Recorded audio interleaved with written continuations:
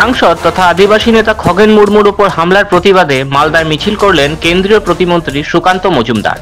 এই কর্মসূচিতে পুলিশি হামলার অভিযোগও তুলেছে বিজেপি। গেরুয়া শিবিরের অনেকের মতে, বিজেপির মিছিলে হামলা না চালিয়ে মমতার পুলিশ যদি সেদিন নাগরাকাটায় তৃণমূলের পাথরবাজ বাহিনীকে রুখত, তাহলে খগেন মুর্মুকে রক্তাক্ত হতে হতো না।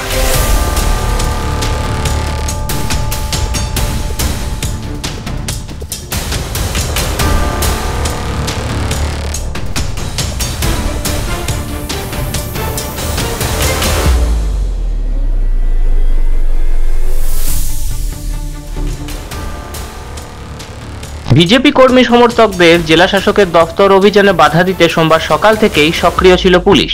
মমতার পুলিশ তৈরি করেছিল ব্যারিকেড, কিন্তু তাতে থামানো যায়নি বিজেপি কর্মীদের। পুলিশের ব্যারিকেড ভেঙে এগিয়ে যান তাঁরা। এরপর জেলা শাসকের দফতরে ঢোকার মুখে বাঁশের তৈরি দ্বিতীয় উঁচু ব্যারিকেডে বাধা পান তাঁরা। কেন্দ্রীয় মন্ত্রী তথা বিজেপির প্রাক্তন রাজ্য সভাপতি সুকান্ত মজুমদার এবং হবিবপুরের বিজেপি বিধায়ক জুয়েল মুর্মু সহ অন্যান্যরা ব্যারিকেডের উপরে উঠে বিক্ষোভ দেখাতে শুরু করেন।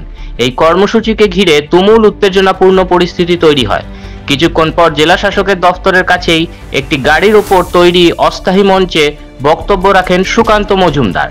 সুকান্ত মজুমদার সেদিন তার বক্তব্যে মালদা জেলা তৃণমূলের নেতাদের উদ্দেশ্যে প্রশ্ন করেন যে খগেন মুর্মুকে যখন রক্তাক্ত করা হয়েছিল তখন তাদের ঠিক কেমন লেগেছিল মালদাবাসী হিসাবে।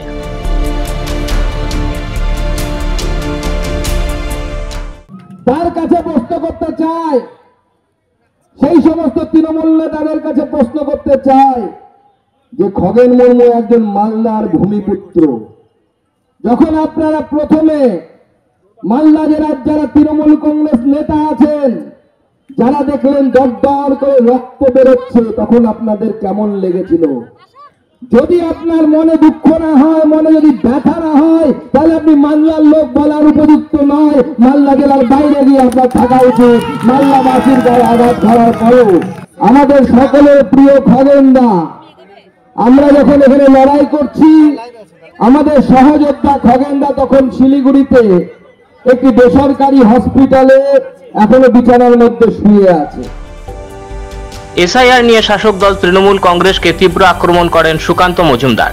নাম না করে এদিন তিনি অভিষেক বন্দ্যোপাধ্যায়কেও কটাক্ষ করেন। তিনি বলেন, ডায়মন্ড হারবারে যখন মেলানো হচ্ছে 2002 ও 2024 সালের ভোটার লিস্ট, তখন দেখা যাচ্ছে অর্ধেকের বেশি নাম মিলছে না।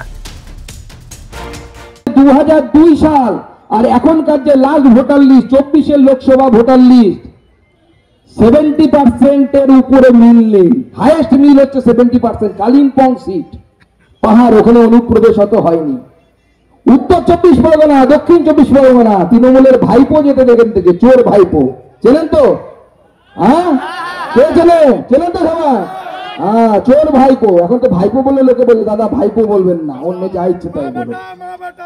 সেই ভাইপো তার জেলাতে উত্তর 24 পরগনা, দক্ষিণ 24 পরগনা, যখন 2002 এর ভোটার লিস্ট আর 24-এর ভোটার লিস্ট মেলানো হচ্ছে, 50% নাম মিলছে না।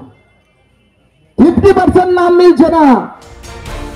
রাজ্যে ভোটে কারচুপি করেন মমতা বন্দ্যোপাধ্যায়, সেটা নরেন্দ্র মোদী এবং নির্বাচন কমিশন ধরে ফেলেছেন। তাই দিদির গায়ে এখন এত জ্বালা, এমনটাই বললেন সুকান্ত মজুমদার। সম্প্রতি মমতা বন্দ্যোপাধ্যায় অমিত শাহকে মির্জাফর বলে বিতর্কিত মন্তব্য করেন। পাল্টা সেই প্রসঙ্গ তুলে দিন মমতা বন্দ্যোপাধ্যায়কে মির্জাফর বলে আক্রমণ করেন সুকান্ত মজুমদার। কি হয়েছে? ওই যে ঘাপলা হয়েছে, এই ঘাপলা নরেন্দ্র মোদী ধরে ফেলেছে, ইলেকশন কমিশন ধরে ফেলেছে। তাই দিদির গায়ে এত জ্বালা। আমাদের অমিত শাহকে মির্জাফর বলছে। আরে মির্জাফর যদি কেউ থাকে, তার নাম হচ্ছে মমতা বন্দ্যোপাধ্যায়। মফর মির্জাফর, মফর মমতা বন্দ্যোপাধ্যায়। আপনি বাঙালি হিন্দুর সাথে মির্জাফরগিরি করেছেন, বাঙালির সাথে মির্জাফরগিরি করেছেন। খগেন মুর্মুর উপর হামলার প্রতিবাদে সংগঠিত এই মিছিলে দিন জনজোয়ার দেখা যায়। উল্লেখযোগ্যভাবে দিনের মিছিলে প্রচুর সংখ্যায় আদিবাসী সমাজের মানুষজন হাজির হন। খগেন মুর্মুর উপর হামলা যে আদিবাসী সমাজ মেনে নেবে না, সুকান্তর নেতৃত্বে বিজেপির মিছিলে উপস্থিত হয়ে সেই বার্তাই দিলেন তাঁরা। ব্যুরো রিপোর্ট, মাধ্যম।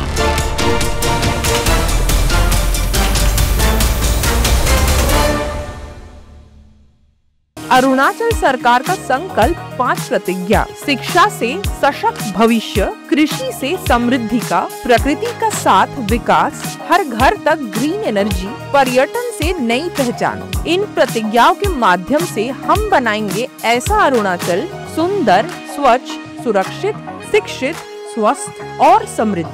हमारा वादा, विकास भी विरासत भी।